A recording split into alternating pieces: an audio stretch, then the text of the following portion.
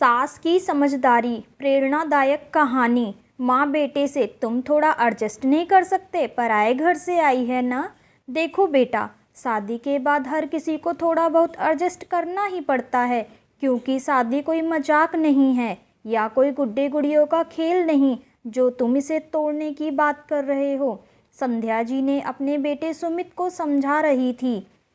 माँ, मैं कुछ नहीं जानता। मैं अब और रागिनी के साथ नहीं रह सकता। वह मेरे स्टैंडर्ड के हिसाब से कहीं से भी मुझसे मैच नहीं होती और हमारी पसंद नापसंद दोनों बहुत अलग है।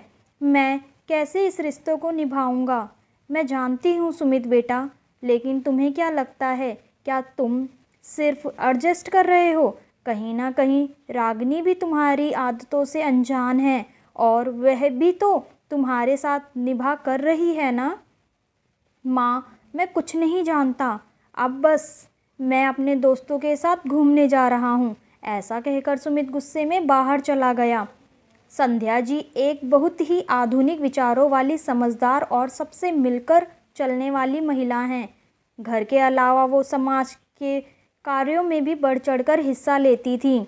खास तौर पर महिलाओं के लिए वो बहुत से काम करती थी। उनके पति योगेश जी इसी साल रिटायर हुए थे और वे भी रिटायरमेंट के बाद खुद को किसी न किसी काम में बिजी रखते थे। संध्या जी के इकलौते बेटे सुमित के लिए उन्होंने रागिनी को पसंद किया था। रागिनी की माँ भी संध्या जी के साथ साथ समाज सेवा के कार्य करती थी और दोनों ही एक ही एनजीओ से जुड़ी हुई थी। वहीं पर एक दिन रागिनी अपनी माँ के साथ आई थी। संध्या जी को रागिनी एक ही नज़र में भा गई थी। रागिनी का बड़ों से इज्जत से बात करना और हंसमुख स्वभाव उनके दिल को छू गया था। इसलिए संध्या जी ने देर ना करते हुए रागिनी की माँ से उसका हाथ अपने बेटे सुमित के लिए मांग लिया था और इस तरह से रागिनी और सुमित का रिश्ता तय हो गया। सुमित एक मल्टीनेशनल कंपनी में मैकेनिकल इंजीनियर था। वहीं रागिनी भी स्कूल में लेक्चरर के पद पर कार्यरत थी। दोनों को एक दूसरे को जानने समझने का मौका बहुत कम मिला, क्योंकि सगाई के 2 महीने बाद ही शादी का मुहूर्त निकल आया। शादी के बाद दोनों एक दूसरे को समझने के लिए कोशिश कर रहे थे। 1 साल होने को आया। शुरू शुरू में तो प्यार में ही सब निकल गया, लेकिन साल बीतने तक दोनों में बात बात पर तकरार होने लगी। जहां सुमित चाहता था कि रागिनी उसके साथ पार्टियों में उसके साथ वैसे ही रहे जैसे उसके दोस्तों की पत्नियां रहती थीं, थोड़ा वेस्टर्न कपड़े पहने और उसकी हर बात का मान रखे, वहीं दूसरी ओर रागिनी एक सीधी सादी घरेलू लड़की थी। उसे गाहे बगाहे यूँ पार्टियों करना बिल्कुल भी पसंद और अच्छा नहीं लगता था। एक दिन रागिनी ने कहा, देखो सुमित, कभी कभी तो ठीक है, लेकिन हर वीकेंड पर तुम्हारा दोस्तों के साथ बाहर घूमने जाना और मुझसे भी यही उम्मीद रखना कि मैं भी तुम्हारे साथ चलूं, यह मुझे ज़्यादा पसंद नहीं। मैं तुम्हारे मुताबिक खुद को ढालने की पूरी कोशिश कर रही हूँ, लेकिन फिर भी तुम संतुष्ट नहीं हो, तो मैं क्या कर सकती हूँ? देखो रागिनी, अपने पति को खुश रखना हर पत्नी का धर्म होता है। तुम्हें उसी में खुश रहना चाहिए जिसमें मैं खुश हूँ, इसलिए तुम्हें मेरे अनुसार ही रहना होगा। यह तुम्हारी गलतफहमी है सुमित। अगर पति की खुशी पत्नी का धर्म है, तो क्या पत्नी की खुशी एक पति के लिए कोई मायने नहीं रखती? मेरा भी मन होता है कि छुट्टी वाले दिन तुम मेरे साथ वक्त बिताओ, लेकिन तुम्हें तो अपने दोस्तों से फुर्सत नहीं। कभी कभी तो चलता है, लेकिन हर बार तुम्हारी एक ही बात मानी जाए ऐसा ज़रूरी तो नहीं। तुम बेकार की बहस कर रही हो रागिनी। मैं अपनी ज़िंदगी जैसे चाहूँ वैसे जी सकता हूँ और मुझे सप्ताह में एक ही दिन मिलता है जब मैं कुछ पल अपने दोस्तों के साथ मिलकर मज़े कर सकता हूँ। इसमें तुम्हें क्या प्रॉब्लम है? अच्छी बात है, तुम अपने दोस्तों के साथ मज़े करो, कुछ समय उनके साथ बिताओ, लेकिन मेरा समय कहाँ है? क्या मैं तुम्हारी ज़िंदगी पर मेरा कोई हक नहीं? क्या मेरा कोई हक नहीं कि कुछ पल मैं तुम्हारे साथ अकेले में बिताऊं, अपने मन की बातें तुमसे करूं? हर पत्नी की इच्छा रहती है कि उसका पति उसे समय दे। तुम्हारे पास तो मेरे लिए समय ही नहीं है। ऐसे ही और ना जाने कितनी ही छोटी छोटी बातों पर रागिनी और सुमित में बहस हो जाती और बहस इतनी ज़्यादा बढ़ जाती कि दोनों 4-5 दिन तक एक दूसरे से बात नहीं करते। घर का पूरा माहौल बदल चुका था। जहाँ पहले सुमित पूरे घर में हंसता रहता था, अपने मम्मी पापा से हंसकर बातें और मजाक मस्ती करता था, वहीं अब थोड़ा सा गुमसुम सा रहने लगा। सुमित से बात करने के बाद संध्या जी ने रागिनी से बात करनी चाहिए। रागिनी ने उन्हें सब कुछ बता दिया और कहा, मम्मी जी आप ही बताइए मैं कहाँ गलत हूँ। अगर मैं अपने पति के साथ थोड़ा समय बिताना चाहती हूँ तो क्या मैं गलत सोचती हूँ?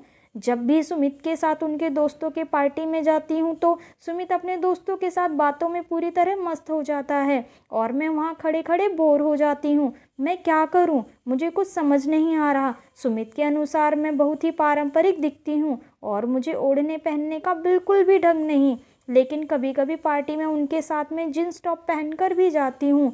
संध्या जी ने रागिनी के सर पर प्यार से हाथ फेरते हुए कहा, रागिनी बेटा, तुम सुमित के साथ समय बिताना चाहती हो, ये अच्छी बात है, लेकिन जब तुम दोनों किसी भी दोस्त की पार्टी में जाते हो, आते जाते समय तुम दोनों अकेले ही होते हो, तब भी तुम एक दूसरे से खुलकर बात कर सकते हो। और अगर तुम पार्टी में बोर हो जाती हो तो मेरी बात ध्यान से सुनो।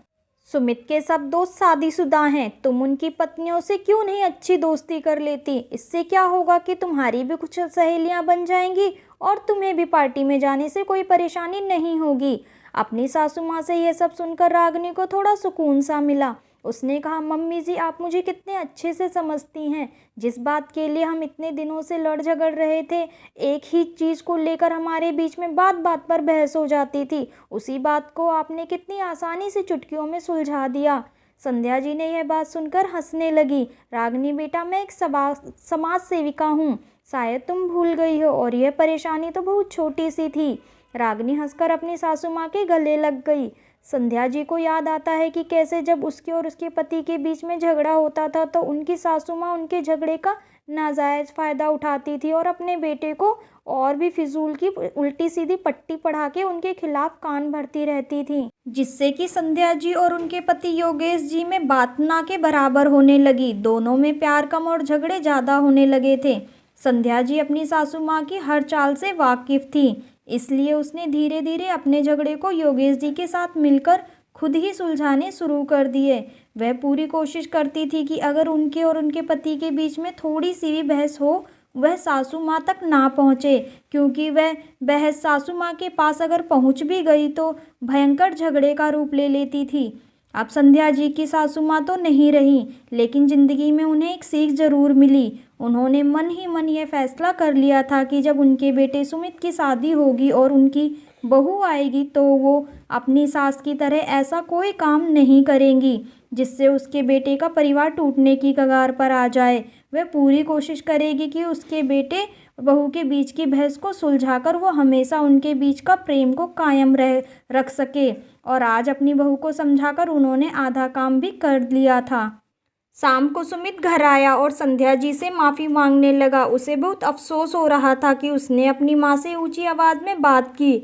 संध्या जी ने सुमित को अपने पास बिठाकर प्यार से कहा, देखो बेटा, रागिनी अपना सब कुछ छोड़कर तुम्हारे भरोसे इस घर में आई है। अगर वह तुम्हारे साथ कुछ समय अकेले में बिताना चाहती है तो मुझे नहीं लगता कि वो कुछ गलत कर रही है। पूरे सप्ताह तुम दोनों अपने अपने काम में व्यस्त रहते हो, एक दूसरे को समय नहीं दे पाते हो। मैं मानती हूँ कि रागिनी बहुत ही सिंपल और साधारण लड़की है, लेकिन फिर भी तुम्हारे लिए तुम्हारे हिसाब से वह कपड़े भी पहनने लग गई है। अब भी तुम्हें शिकायत है? अगर ऐसा है तो तुम महीने में 1 या 2 बार अपने दोस्तों के साथ पार्टी करने जाओ, ताकि रागिनी को भी तुम्हारे साथ थोड़ा समय मिल पाए। पति पत्नी गाड़ी के 2 पहिए होते हैं, दोनों एक साथ हंसी खुशी से चले तो अच्छा है। अगर तुम उसकी खुशी का ख्याल नहीं रखोगे तो कौन रखेगा? थोड़ा तुम एडजस्ट करो, थोड़ा रागिनी एडजस्ट करेगी। रागिनी भी उधर से आते हुए अपनी सासू माँ और सुमित की बातें सुन रही थी। उसे गर्व हो रहा था अपनी सासू माँ पर, जो कि उसे और उसके मन की भावना को इतने अच्छे से समझती थी। रागिनी सुमित और संध्या जी के पास आकर रोने लगी और कहा, मम्मी जी और सुमित, आप दोनों से मुझे माफ़ी मांगनी है, मुझे माफ़ कर दीजिए। मुझे लगता है कि मैं कुछ दिनों से ज़्यादा ही रिएक्ट करने लगी थी। तभी सुमित बोल पड़ा, नहीं रागिनी, माफ़ी तो मुझे भी मांगनी चाहिए। मैं तुम्हें और तुम्हारी भावनाओं को ठीक से नहीं समझ पा रहा था।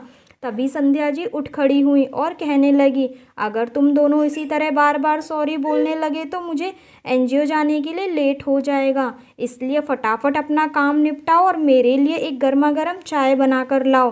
रागिनी और सुमित संध्या जी की बात पर मुस्कुरा दिए